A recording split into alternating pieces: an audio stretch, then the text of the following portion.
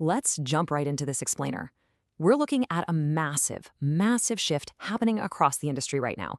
It's the move from these tiny, fragmented science experiments to systematically scaling artificial intelligence across the whole enterprise.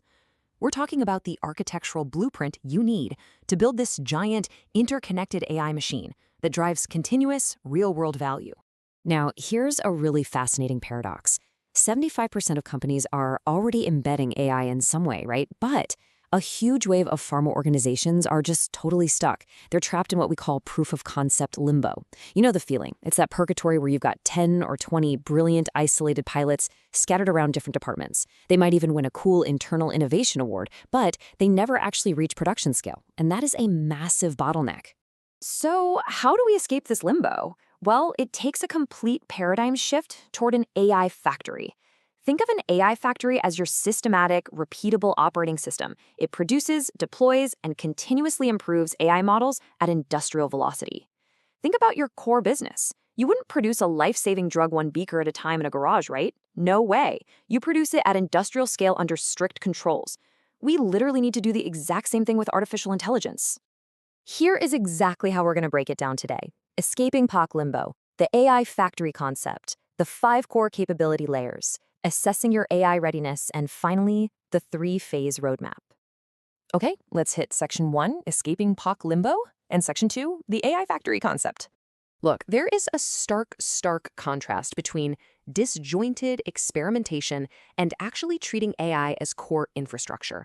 Isolated pilots, they're function by function, highly fragmented, and honestly, they're pretty fragile.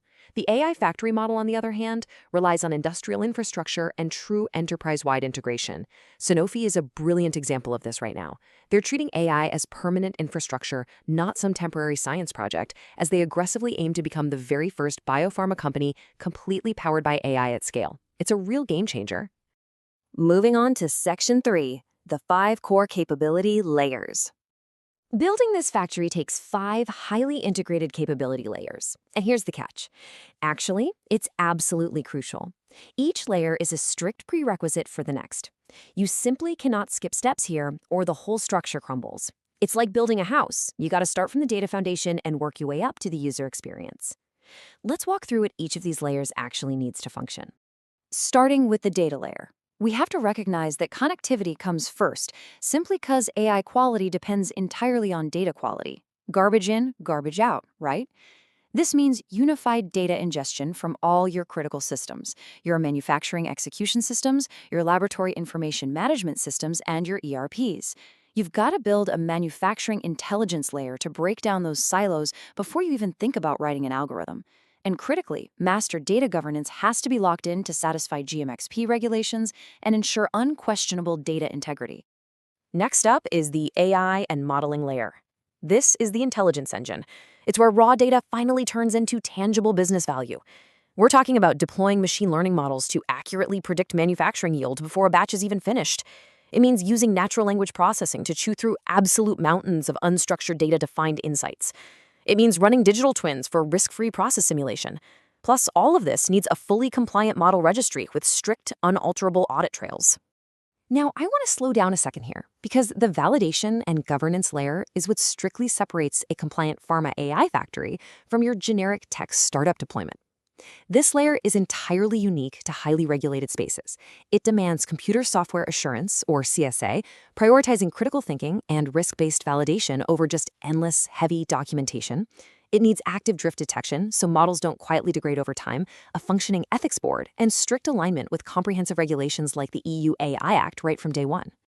Moving up to the people and organization layer. Remember this golden rule. Technology without talent stalls at the pilot phase every single time. You need federated teams. That means a centralized AI center of excellence combined seamlessly with embedded domain champions right out on the floor. You also need broad digital upskilling programs. But the absolute linchpin here, a human-in-the-loop culture for high-stakes decisions is non-negotiable. The AI recommends, but your human experts decide. The final mile is the application and user experience layer. This is beautifully demonstrated by Pfizer's Vox platform. Vox is an internal large language model trained directly on Pfizer's own proprietary research, clinical, and regulatory data. It lets their scientists use everyday natural language to effortlessly unlock the organization's entire knowledge base. The complex tech is just completely abstracted away, putting the real value directly into the hands of the business users who need it most. And these aren't just theories. Leading organizations are using platform-centric integration right now to drive massive business impact. Sanofi is seeing tangible yield improvements in remarkably faster trials. Pfizer, they're using supercomputing to achieve a staggering 67% reduction in a key manufacturing cycle. 67%. And Johnson & Johnson is backing their strategy with a $55 billion investment for real-time operational AI. The biggest players in the world are going all in. Let's look at Section 4, Assessing Your AI Readiness. To figure out exactly where you might be blocked, ask yourself these direct diagnostic questions across 6 vital dimensions. Is your data actually connected across MES, LIMS, and ERP, or is it just barely bolted together? Are your models validated using modern, risk-based CSA approaches? Do your domain experts actually grasp the AI outputs, or is it treated as a confusing black box? Can your IT infrastructure handle heavy GPU workloads? And importantly, are your use cases fiercely aligned to actual business value, with outcomes tracked in hard financial metrics? Consider this your essential internal audit checklist. And finally, Section 5, the 3-phase roadmap. This roadmap is your master plan. It maps out the exact sequential phases to pull your organization out of pilot purgatory and propel it into enterprise scale.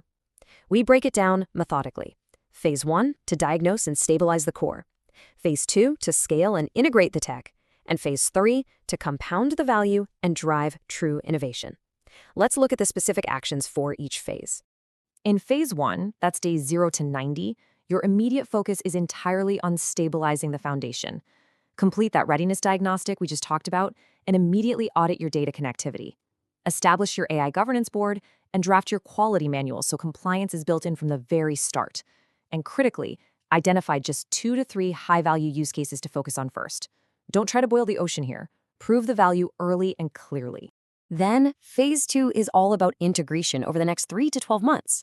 You'll formally deploy your centralized center of excellence and migrate those priority use cases onto a truly unified platform. This is exactly when you launch your enterprise data platform to properly blend IT and OT data streams. And this is also when you kick off those broad upskilling programs. You aren't just deploying software anymore. You are building critical AI literacy across your entire workforce. Finally, Phase 3. This stretches into the next few years, and it's where things really accelerate. Confidently extend AI across the full pharmaceutical value chain. Activate key ecosystem partnerships. Deploy those Gen AI copilots and internal LLMs, just like Pfizer did. This is where you measure massive, compounding ROI. We're talking about concrete reductions in trial timelines, highly significant improvements in COGS, and vastly increased first-pass yields on the manufacturing floor. As we wrap up this explainer, I want to leave you with one critical question to reflect on as you map out your strategy. How will you win the AI era in pharma?